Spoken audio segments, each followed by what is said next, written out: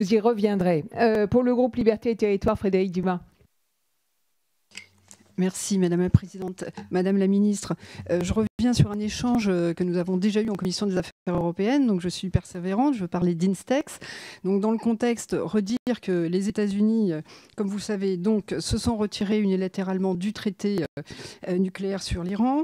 L'engagement de l'Iran de ne pas se doter de l'arme nucléaire était pourtant respecté, comme l'agence atomique a pu le dire et comme vous avez pu le dire vous-même et Monsieur le ministre des Affaires étrangères à plusieurs reprises.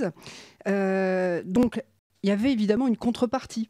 Dans un traité, il y a deux parties et il y avait une contrepartie qui était effectivement de pouvoir continuer à commercer et notamment évidemment sur le pétrole et autres avec le reste du monde. La réalité aujourd'hui, c'est que les pays comme la France, l'Angleterre et l'Allemagne qui sont restés partis au traité ne peuvent pas respecter leurs engagements puisque les sanctions sont extraterritoriales, que ça va beaucoup plus loin hors des sanctions extraterritoriales puisque même en matière de médicaments, il n'y a rien.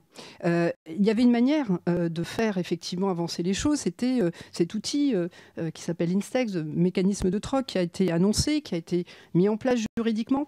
On sait aujourd'hui qu'il est totalement inopérationnel, mais on va en parler. Je voulais vous poser donc deux questions. La première, c'est: trouvez-vous anormal, puisque ça m'a été répondu hier par la porte-parole du gouvernement, trouvez-vous anormal que dans un traité où il y a deux parties, une partie qui s'en va, trois parties qui ne respectent pas leurs engagements, mais en revanche, on demande à l'autre partie de le faire et on s'étonne lorsque, effectivement, les Iraniens utilisent l'article 26 ou 56 du traité même qui les autorise, si jamais, effectivement, d'autres ne respectent pas leurs engagements, à éventuellement bouger un petit peu les choses comme ils le font et la pression qu'ils mettent. Et la deuxième chose, comment comptez-vous rendre Instex opérationnel, puisqu'aujourd'hui, ils sont au point mort, sachant que, évidemment, les Russes et les Chinois, eux, de leur côté, arrivent à trouver des manières de contourner les sanctions